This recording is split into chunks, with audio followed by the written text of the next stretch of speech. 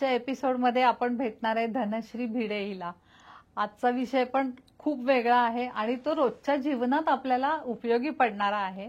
तिने 2 मास्टर्स केलेत. तिने इंडस्ट्रियल सायकोलॉजी केलेलं आहे आणि त्याच्यामध्ये तिचं स्पेशलायझेशन आहे प्रोडक्टिव्हिटी कोच. म्हणजे प्रोडक्शन कसं वाढेल, त्याच्यासाठी काय करायला लागेल, हे सगळं ती करते. पण आज आपण तिच्याशी बोलणार आहे डिजिटल वेलबिंग.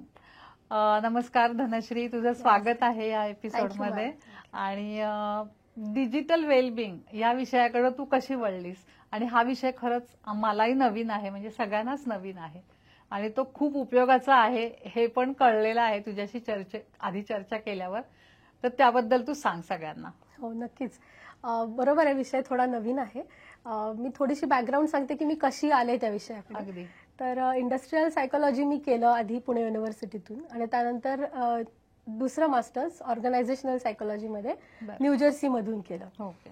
आणि ते करताना मला त्या युनिव्हर्सिटीत शिकत असताना डिजिटल वेलबिंग हे कॉन्सेप्ट कळली. तोपर्यंत मी ह्याबद्दल कधी ऐकलेलं नव्हतं आणि त्याच्यात मला इंटरेस्ट आला. मी वाचायला लागले आणि पुढे जसं काम करायला लागले आणि माझं स्पेशलायझेशन कॉर्पोरेट्समध्ये किंवा एम्प्लॉईजचं प्रोडक्टिव्हिटी कशी वाढवायची असं असल्यामुळे ओघाने असं लक्षात यायला लागलं की एम्प्लॉईज असोत, घरातली लोक असोत, लहान मुलं असोत, सगळ्यांचीच प्रोडक्टिव्हिटी ही स्क्रीनमुळे इम्पॅक्ट होतीये. आपल्या मोबाईल स्क्रीनमुळे. अगदी. आयपॅड, मोबाईल स्क्रीन, लॅपटॉप ह्या सगळ्यामुळे थोडा गोंधळ उडतोय आणि मग त्यात मला अजून रस आला, आणखीन वाचावंसं वाटलं. मग पुढे रिसर्च केला.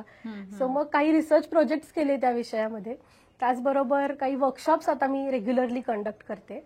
आणि आता एक रिसेंटली तर डिजिफिट नावाचा एक रेकॉर्डेड ऑनलाईन कोर्स बनवलाय मी, जो सगळ्या एज ग्रुपसाठी आहे, जे कोणी स्क्रीन वापरतात त्यांच्यासाठी. आणि तो कोर्स अवेलेबल आहे. ओके. मी डिजिटल ऍडिक्टेड आहे हे आपण कसं ओळखायचं? हा खूप छान प्रश्न आहे. काय आहे की कधी कधी आपल्याला असं वाटतं की मी तर साधा स्क्रीन बघतीये, फोन बघतीये, काय अडिक्शन वगैरे नाही त्याच्यामध्ये.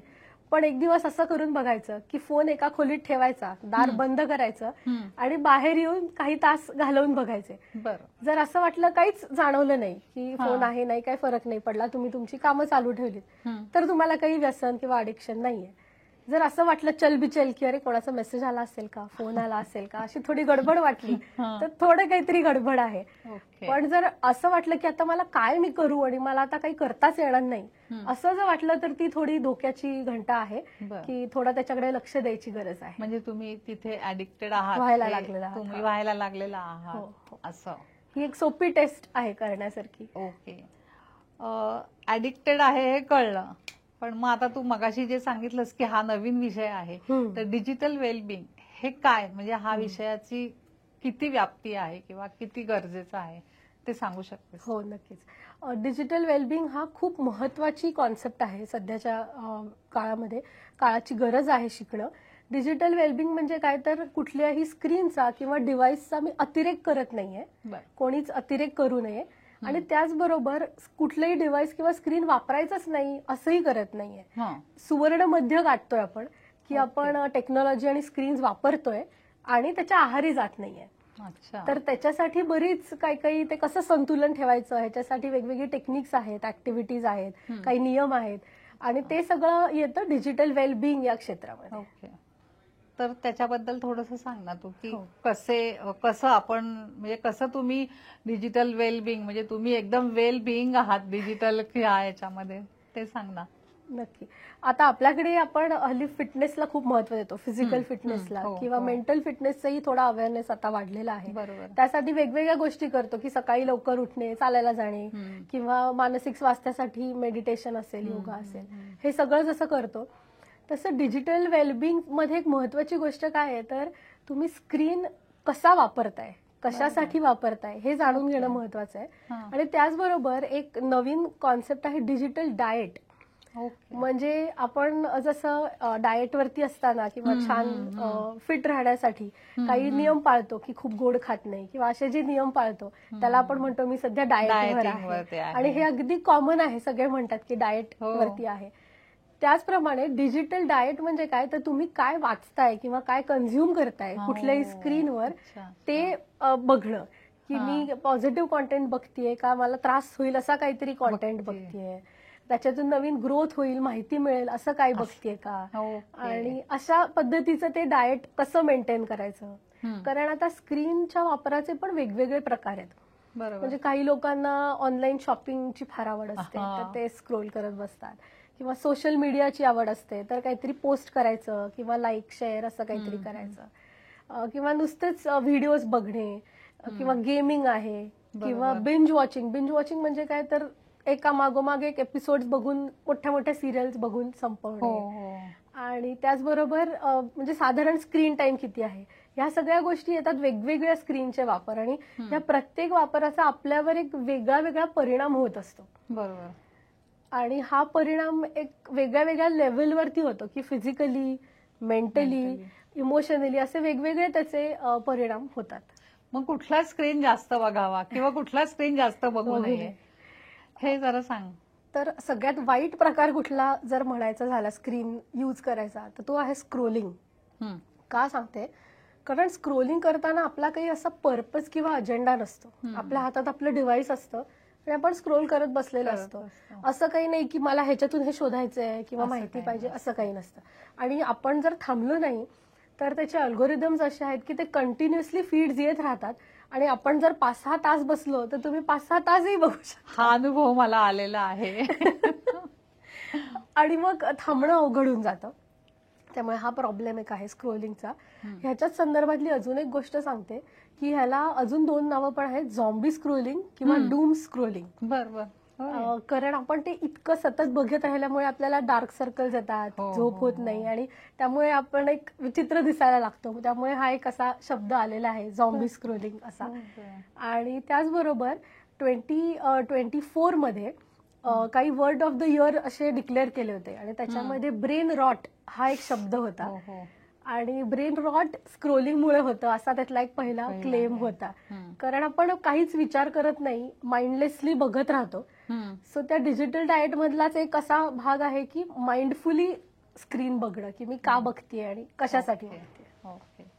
म्हणजे सगळ्यात वाईट स्क्रीन आहे मोबाईलचा, स्क्रोलिंग करण्याचा. मोबाईलवर स्क्रोलिंग आणि लॅपटॉपवर समजा मी बघत राहिले, काय मी एखादा एपिसोड बघितले, 5-6 बघितले, पण त्याचाही असा मेंदूवरती काही परिणाम होतो का? म्हणजे असा होतो, त्रासदायक आहेच. पण मोबाईलवरच्या स्क्रोलिंगचा सगळ्यात जास्त त्रास होतो, कारण एक तर स्क्रीन छोटा आहे तुमचा, आणि त्याच्यावर ऍक्सेस खूप सोपा आहे. सगळी ऍप्स तुम्हाला अवेलेबल आहेत, आणि तुम्ही कंटिन्युअसली म्हणजे अगदी 24 तास बघितलं तरी ते संपणार नाहीये. जास्ती वेळ त्याच्यावरच जातो मला असं वाटतंय आता स्क्रोलिंगचा ह्याच्यावरती. आता डिजिटल डाएट मध्ये अजून काय करायचं, काय काय करायचं, म्हणजे कुठलं बघायचं किंवा काय बघायचं, काय नाही बघायचं. स्क्रोलिंग करायचं नाही हे आता तू सांगितलं, म्हणजे तो पहिला मुद्दा झाला. आता पुढचा की दुसरा मुद्दा मी एक सांगेन की हल्ली एक असं बायफर्केट केलेला आहे विषय स्क्रीनवरती जो काही कॉन्टेंट आहे त्याचा, की लो स्टिम्युलेशन कॉन्टेंट आणि हाय स्टिम्युलेशन कॉन्टेंट. तर त्याच्यात शक्यतो लो स्टिम्युलेशन कॉन्टेंट बघायचा प्रयत्न करा. त्याचं जरा थोडंसं मराठीत सांगू. हो. लो स्टिम्युलेशन कॉन्टेंट म्हणजे एखादी गोष्ट तुम्ही बघताय किंवा सिरियल बघताय, तर ती बघताना तुम्हाला प्लेझंट वाटतं, छान वाटतं, स्ट्रेस येत नाही, घाई नाहीये, किंवा रंगही छान, रंगसंगती छान आहे, कामिंग कलर्स आहेत, जसं की आपला आता आहे की व्हाईट ब्लू असे कॉम्बिनेशन्स आहेत, आणि घाई नाहीये. वेरॅज लो हाय स्टिम्युलेशन कॉन्टेंट मध्ये काय होतं की खूप रंग आहेत, वेगवेगळे रंगांचा मारा आहे, आवाजांचा मारा आहे, आणि असा तो एक पूर्ण असा गोंधळ उडालेला आहे, आणि ते तुम्ही बघताय, तर त्याला हाय स्टिम्युलेशन कॉन्टेंट म्हणतात.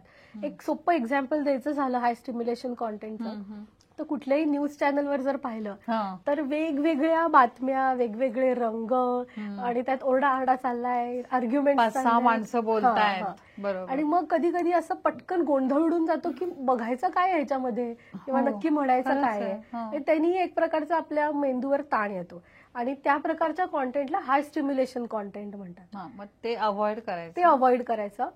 लो स्टिम्युलेशन कॉन्टेंट वरती फोकस करायचा. म्हणजे तुम्ही अगदी गुगलवरती सर्च केलं ना की कुठल्या सिरीज आहेत ज्या लो स्टिम्युलेशन आहेत, तर तुम्हाला एक लिस्ट मिळेल मोठी. तर तुम्ही त्यातून शोधून नोट करायला पाहिजे. हो, नक्कीच. हाय स्टिम्युलेशनच्या हे अवॉइड करायचं, आणि लो स्टिम्युलेशनचे कार्यक्रम किंवा जे काही कंटेंट असेल तो बघायचा. त्यातलाच अजून एक मुद्दा आहे की व्हिडिओ हल्ली बरीच एस्पेशली यंगस्टर्स डबल किंवा ट्रिपल स्पीड वरती ठेवून बघतात. तर तोही मग एक हाय स्टिम्युलेशन कॉन्टेंटचा प्रकार आहे, कारण अधिक लक्ष देऊन बघायला लागतं आणि तो स्पीड मग खूप वाढत जातो. मग थोड्या दिवसांनी असं वाटतं की अरे हे पण स्लो आहे, हे पण स्लो आहे, असं. अच्छा, असा थोडा एक प्रॉब्लेम. हा अनुभव कधी घेतलेला नाहीये, पण मी ऐकलंय की हाय स्पीड मध्ये मग त्यांचा अभ्यास म्हणा, म्हणजे तरुण मुलांचा अभ्यास म्हणा किंवा कामावरचं कॉन्सन्ट्रेशन हे सगळं कमी होत असेल ना, फोकस जात असेल. म्हणजे असं मी आता कन्क्लुजन ऐकता ऐकता काढलं असं मला वाटतं. अगदी खरं आहे हे. म्हणजे मी आता कॉलेजेसमध्ये शिकवते, तर ही थोडी मास्टर्स लेवलची मुलं असतात, म्हणजे थोडी मोठी असतात, पण त्यातली बरीचशी मुलं अशी आहेत की जी ते हाय स्पीड कॉन्टेंट कन्झ्युम करतात आणि मग त्याचा प्रॉब्लेम असा होतो की त्यांचा अटेन्शन स्पॅन कमी होतो, की त्यांचं लक्ष एक 5 मिनिटा पलीकडे लागत नाही आणि 5 मिनिटा पलीकडे लक्ष लागलं नाही तर अभ्यास कसा होणार, हा एक प्रश्न आहे मोठा. पण तुझ्याकडे असं एखादा आहे का स्टुडंट किंवा करण्याचं उदाहरण असं की त्याने कमी केल्यावरती त्याला फरक पडला? हो, नक्कीच. आम्ही मागच्या सेमिस्टरमध्ये एक प्रोग्राम करायचा प्रयत्न केला होता की असं एक ग्रुप होता मुलांचा, त्यांनी आम्ही एकत्र येऊन ठरवलं की इथून पुढे आपण फास्ट कॉन्टेंट नाही बघणार, म्हणजे स्पीडवर करून डबल ग्रुपने जो आहे त्या स्पीडला बघायचं. तर तेवढ्या फरकाने सुद्धा खूप फरक पडला की ते म्हणाले आमचं थोडं लक्ष अधिक लागायला लागलं, किंवा एक त्यांना सारखं घाई असल्याचं फिलिंग यायचं की मला सारखी घाई आहे, मला हे करून पुढचं, हे करून पुढचं, ते थोडंसं कमी झालं. म्हणजे लक्षात आलं लक्षात, म्हणजे ह्याचा जास्तीत जास्त प्रसार करायला पाहिजे. नक्की. एकतर मोबाईलच्या स्क्रीनचं आपण सारखं ऐकतो, पण हे जे तू डीपली अभ्यास करून सांगतेस ते जास्त महत्वाचं आहे असं मला वाटलं आता. नक्कीच. आता दुसरं म्हणजे शॉपिंग, आपल्या ज्या बायका महिला करतात आणि त्या सतत हे मागव ते मागव, परत ते नाही आवडलं म्हणून परत दे, हा सगळा त्यांचा खेळ चालू असतो दिवसभर. असं मी म्हणत नाही की घरातल्याच बायका करतात, नोकरी करणाऱ्या बायका सुद्धा सतत ते मोबाईलच्या ह्याच्यामध्ये असतात की हे काय झालं, इकडे काय झालं, शॉपिंग वरती नवीन काही आलंय का. तर ते कसं कमी करायचं आणि त्याचा मुलांवरती परिणाम होणार तेही त्याच्यात आहे, कारण शेवटी आई जे करते तेच मूल करतं. तर त्याच्या बाबतीत पण तू जरा सांग, म्हणजे त्यांना थोडं गायडन्स मिळेल बायकांना आपल्या.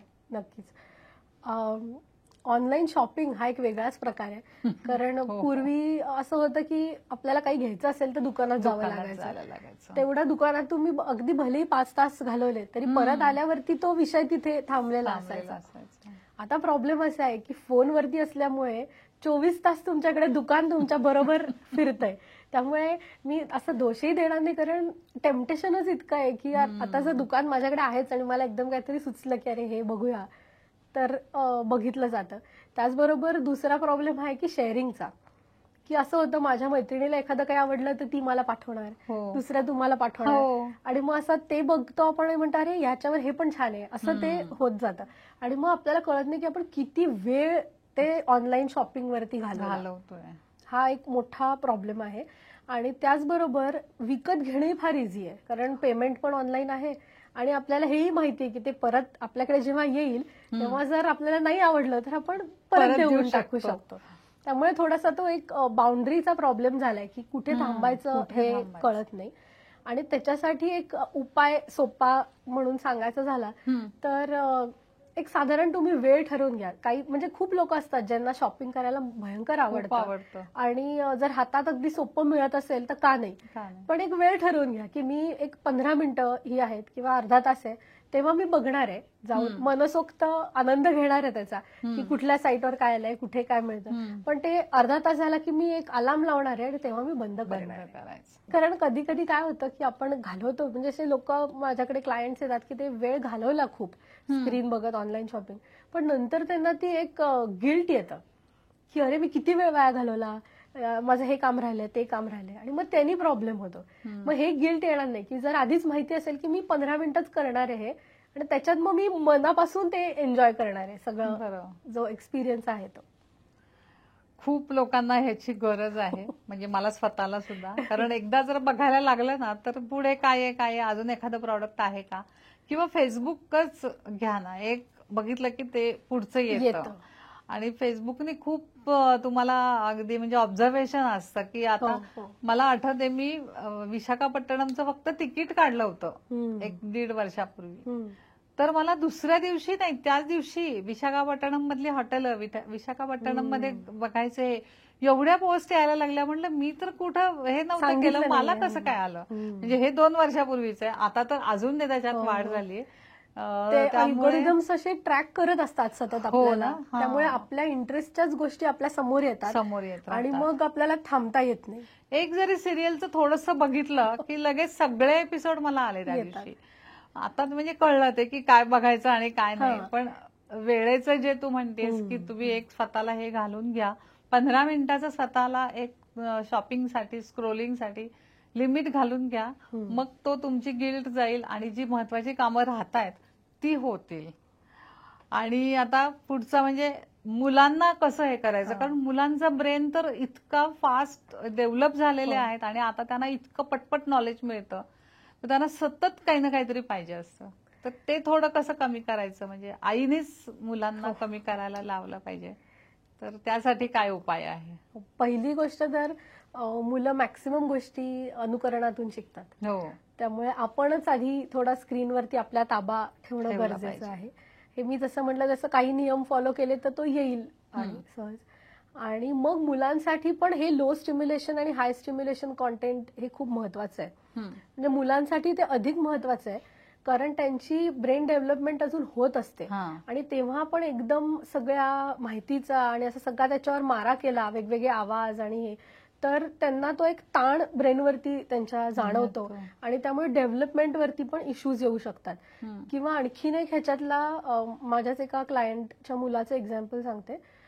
खूप स्क्रीन बघितल्यामुळे, हाय स्टिम्युलेशन कॉन्टेंट बघितल्यामुळे इंटरेस्टच गेला होता त्याचा, रेग्युलर खेळणं किंवा कलरिंग. कारण तो सारखं म्हणायचं मला बोरच होतं, कारण स्क्रीनवर ज्या स्पीडनी गोष्टी घडतात त्यापेक्षा आपलं रिअल लाईफ खूप स्लो असतं आणि त्यांनी मग असं ते चिडचिड होणं, इरिटेशन होणं असं चालू झालं होतं. पण तो एकदा म्हणजे तो कॉन्टेंट बघणं कमी झालं जेव्हा त्या मुलाचं, तेव्हा त्याला खूप उपयोग झाला आणि दुसऱ्या प्रकारच्या थोड्या ऍक्टिव्हिटीज करायला सांगितल्या. सो एक ते आहे की लो स्टिम्युलेशन हाय स्टिम्युलेशनवर बघा की कुठला कॉन्टेंट तुमची मुलं बघतायत. आणि तुम्हाला जरी माहित नसेल तरी अगेन गुगल करा की low stimulation content for kids, list येईल त्याच्यातलं. जर तुमची मुलं बघत नसतील तर ते हाय स्टिम्युलेशन बघतायत. खूपच महत्वाचं आहे आणि हे लक्षात येत नाही, कारण आई स्वतःच पण स्क्रोलिंग करत असते ना, त्यामुळे तो काय करतोय.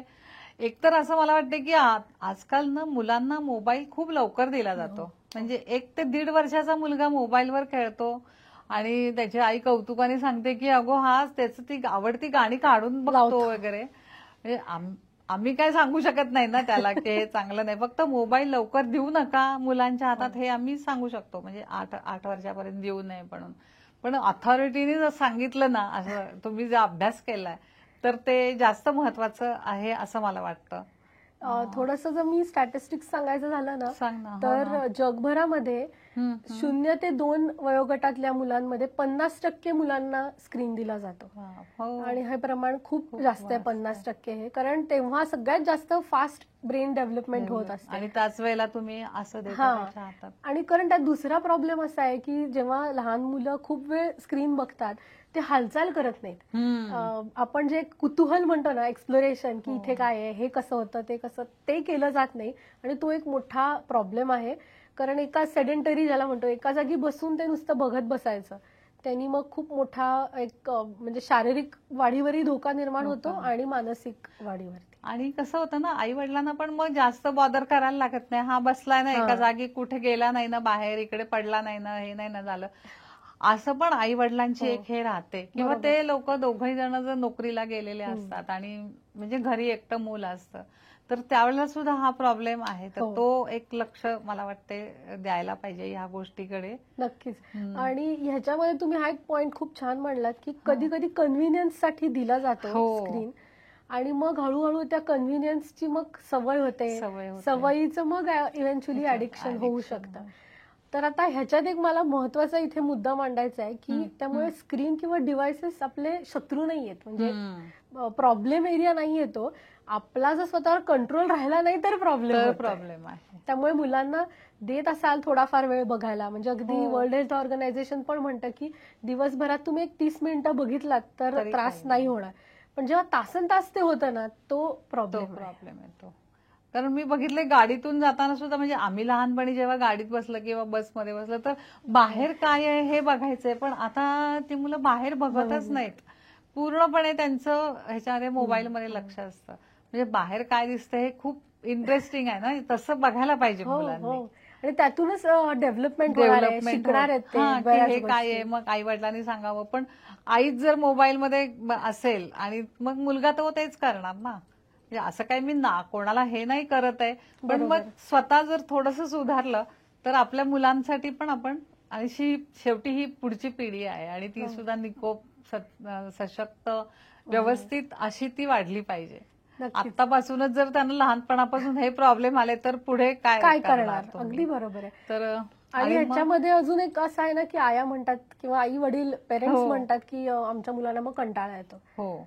तर येऊ दे कंटाळा, कंटाळा ही काही वाईट गोष्ट नाहीये. आणि तुम्ही लहानपणी काय करायचं हे नव्हतंच त्यावेळेला त्यांच्यावेळेला. आणि थोडासा कंटाळा आला तर थोड्या वेळ म्हणतील कंटाळा आलाय, पण थोड्या वेळाने काय होतं की ते स्वतःहून काहीतरी शोधतात आणि ते महत्वाचं आहे डेव्हलपमेंट होण्यात. ते करायला पाहिजे. म्हणजे हे सगळं चाइल्ड सायकोलॉजी सारखा म्हणजे थोडासा तो हा भाग आहे. आता आपण जे काही बोललो त्याच्यामध्ये तू म्हणत, म्हणजे आता तुझं एक वाक्य असं आलं की हे स्क्रीन काही शत्रू नाहीयेत आपले, त्यांना आपण मित्र कसा बनवायचं, म्हणजे चांगला पॉझिटिव्हली काय बघायचं, कसं बघायचं हे जरा आता मुलांना सांगायचं. तर ते जरा थोडंसं वर्णन त्याचं एक हे सांग. हो, पहिले काय आहे की मगाशी आपण जसं बोललो की माइंडलेस टीव्ही बघणं किंवा कुठलाही स्क्रीन बघणं, की उगाच म्हणजे हल्ली जे म्हणतात आम्ही टाइमपास म्हणून बघतोय, तर तसं शक्यतो करू नका. की काहीतरी एक आपल्या समोर ध्येय पाहिजे, की इव्हन दो म्हणजे हे असेल की मी हे माझ्या करमणुकीसाठी बघते, तर मग ते एन्जॉय करा मनापासून. मग बाकी सगळं ठेवा आणि एखादा पिक्चर तुम्हाला आवडतो, तो लागलाय तर एकत्र ऍज अ फॅमिली बघा, एन्जॉय करा तो. तेही चांगली गोष्ट आहे. आता होतं काय की एकीकडे टीव्हीवरती लागलेला असतो पिक्चर, प्रत्येकाकडे आपापला फोन असतो, ते वेगळंच काहीतरी करत असतात, काही जण लॅपटॉपवर काम करत असतात आणि मग ते तो एक्सपिरियन्स जो आहे तोही त्याच्यातही तुम्ही पूर्ण म्हणजे मग्न होऊन तोही अनुभव घेत नाहीये. तर ऍटलिस्ट मग ते करता येईल की जर तुम्हाला मूव्ही बघायचा एखादा तर एकत्र ठरवून बघा, तो मजा करा आणि एन्जॉय करा. एस्पेशली बायकांसाठी बऱ्याच बायकांचं असं म्हणणं असतं की आम्ही ऑनलाईन शॉपिंग बघितलं, म्हणजे घ्यायचं लांबच राहिलं, नुसतं बघितलं तरी आम्हाला असं वाटतं की आमचा स्ट्रेस कमी होतोय. तर त्याच्यापेक्षा मग असं करा की तुम्ही शोधा की कशामध्ये तुम्हाला आनंद मिळतोय आणि ते करा. आता एखादी व्यक्ती असेल तिला कुठली तरी एक सिरियल आवडते, तर मग ती ठरवून तुम्ही बघा आणि तेव्हा दुसरं काही करू नका. म्हणजे ठरवायचं की मी आज ही मनापासून सिरियल बघणार आहे, म्हणजे त्या सिरियलचा तरी तुम्हाला आस्वाद घेता येईल. पिक्चर असेल, जे काय असेल, किंवा आपण मगाशी बोललो तसं की मला हे आवडतं की ऑनलाईन वेगवेगळ्या गोष्टी येतात शॉपिंग लिस्टमध्ये, त्या बघायला आवडतात. मग ठरवून घ्या वेळ की मी संध्याकाळी 6 ते 6:30 हे बघणार आहे आणि ते मी एन्जॉय करणार आहे. असं 15 मिनिटं जे काही असेल, 15 मिनिटं 20 मिनिटं, पण पूर्ण वेळ दिवसभर त्यातच घालण्यात काही अर्थ म्हणजे हे नाहीये त्याचाच. बरोबर. आपण जे मराठीत म्हणतो ना अति तिथे माती, तसं आहे की थोडा वेळ करून मजा येते, म्हणून जर ते दिवसभर तेच आपण करत राहिलो तर ती मजा संपून जाते आणि मग सवय म्हणून आपण ते करत राहतो. आणि ते जर होत नसेल तर मग तो क्वालिटी टाइम आहे आणि मग तो क्वालिटी टाइम आपण पुढे आपल्या ग्रोथसाठी वापरू शकतो. आणि ह्याच्याच बरोबर जर तुम्हाला असं काही डोक्यात असेल की मला बाबा या विषयामध्ये आणखीन ज्ञान मिळवायचंय किंवा ही नवीन गोष्ट जी शिकायची आहे, बरोबर, भाषा शिकायची, ते करा, स्किल शिकायचंय, तर त्यासाठी मीडिया इतकं सुंदर हे आहे. म्युझिक पण आहे ना, ते पण आहे नक्कीच. आणि आता इतके वेगवेगळे प्रकारचे इंटरव्ह्यूज येतात, किती इन्फॉर्मेटिव्ह आहेत आणि केवढं नॉलेज घर बसल्या मिळू शकतं. फायनान्शियल लिटरसीचे कितीतरी व्हिडिओज येतात, बरोबर, आणि म्हणजे शिकण्यासारखं खूप आहे. पण म्हणून आपण बघायला सुरू करताना मी हे का बघते हा स्वतःला मी जर प्रश्न विचारला ना, तर कुठलाही तुमचा स्क्रीन टाइम हा क्वालिटी टाइम होऊ शकतो. बरोबर. आता हे जे सगळं डिजिटल युग आलेलं आहे, तर आता तू जे सांगितलंस त्याचाही आम्ही विचार म्हणजे बायका करतील किंवा लोक करतील, पण त्याच्यातलं पॉझिटिव्ह आणि निगेटिव्ह हे ह्या गोष्टी जर तू सांगितल्यास तर.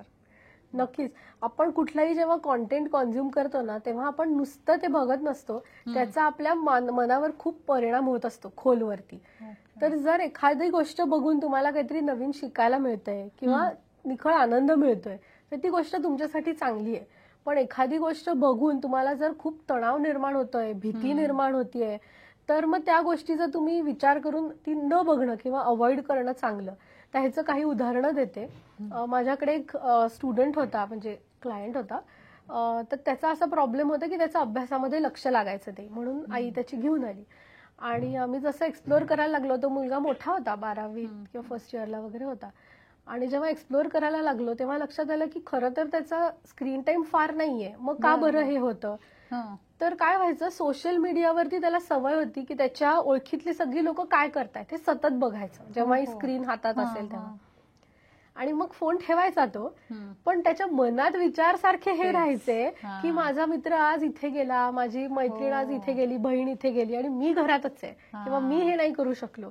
आणि मग ते कुठेतरी त्याच्या मनात सारखं चक्र चालू राहायचं, ते खात राहायचं आणि मग त्याचं लक्ष कशावरती केंद्रित व्हायचं नाही. तर हा आता निगेटिव्ह इम्पॅक्ट आहे की जर एखादं तुम्हाला पोस्ट बघून जर छान वाटत असेल की अरे वा माझी मैत्रीण इतकी छान जाऊन आली, तर चांगलं आहे. पण त्यांनी जर तुम्हाला त्रास होत असेल, कंपॅरिझन तुम्ही सुरू केली तो लोकांबरोबर, तर होणार, तर ते थोडं टाळलेलं बरं. मग कारण सोशल मीडियावरती इतका सतत लोक पोस्ट करत असतात की आता त्याच्यामध्ये आपण चांगली गोष्ट बघायची का वाईट हे आपल्यावरती आहे. किंवा इव्हन OTT वरती इतक्या सिरियल्स अवेलेबल आहेत.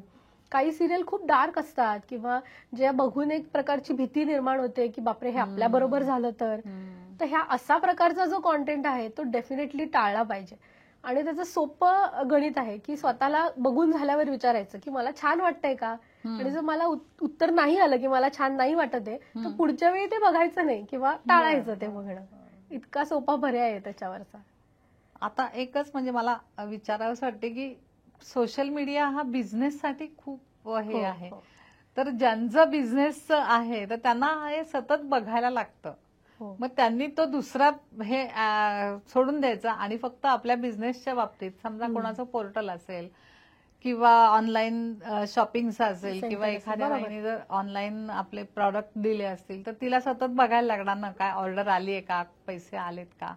तर ती गोष्ट आपण थोडीशी डिजिटल म्हणजे वेलबिंग मध्ये कशी हे करूयात. हो, सध्या खरं काय माहितीये का की हे जे सगळे प्लॅटफॉर्म्स आहेत ह्याचा खूप चांगला उपयोग आहे, एस्पेशली महिलांसाठी ज्या काहीतरी स्टार्टअप्स काढतायत किंवा काहीतरी घरून उद्योग करायचा प्रयत्न करतायत, त्यांच्यासाठी ही खूप चांगली अपॉर्च्युनिटी आहे. फक्त काय आहे त्याच्यामध्ये की जर तुम्ही त्याच्यात वाहावत गेलात, म्हणजे तुम्ही म्हणालात की काहीतरी रिसीट आले आहेत किंवा ऑर्डर आली आहे, तर नक्कीच तेवढ्यासाठी तुम्ही बघायलाच पाहिजे. पण मी ती ऑर्डर आलेली बघितली, ते बघितलं आणि अजून 2 तास मी जर अजून काहीतरीच बघत राहिले तर प्रॉब्लेम आहे. तर त्याच्यासाठी मी नेहमी प्रोडक्टिव्हिटीसाठी एक सांगते लोकांना की सकाळच्या वेळातला म्हणजे फर्स्ट हाफ मधला 1 तास ठरवा की जेव्हा तुम्ही ऑनलाईन असाल आणि सगळं बघून ठेवाल की काय झालंय, कोणाच्या ऑर्डर झाल्यात किंवा पुढे काय करायचंय, प्लॅनिंग असासाठी किंवा रेफरन्स मटेरियलसाठी. आणि तसंच साधारण संध्याकाळच्या वेळात एक अर्धा 1 तास ठेवा. तेवढे 2 तास मोर देन इनफ आहेत तुम्हाला इव्हन बिझनेससाठी. आणि मध्ये मग जे काही कॉन्टॅक्ट येतील ते कॉलवर घेऊ शकता किंवा ते तेव्हा त्या वेळात बघू शकता. एक आपल्याकडे काय होतं की एक अशी एक अर्जन्सी निर्माण होते की काही नोटिफिकेशन तर नसेल ना आलं, काही मेसेज तर नसेल ना आला, आणि त्यांनी थोडी गडबड होते. आता अगदीच जेव्हा इमर्जन्सी असते तेव्हा लोक फोनच करतात. त्यामुळे तुम्ही साधारण 1 तासभर जर ते नोटिफिकेशन नाही बघितलं, इव्हन तुमच्या बिझनेस रिलेटेड असेल, तरी तसा काही फार प्रॉब्लेम होत नाही. सो एक वेळ ठरवून घेतली तर मला वाटतं उपयोग होईल, ज्याला आम्ही सायकोलॉजीमध्ये बाउंड्री सेट करणं म्हणतो. धनश्री, मगाशी आपण तू एक उल्लेख केला होतास बोलता बोलता आपण की डिजिफिट नावाचा एक कोर्स आहे. तर त्याला कसं म्हणजे कोण येऊ शकतं त्याच्यासाठी? समजा आता मला वाटलं की नाही आपण डिजिफिट व्हायला पाहिजे, तर त्याचं जरा माहिती सांग ना, म्हणजे त्या कोर्सची. नक्की.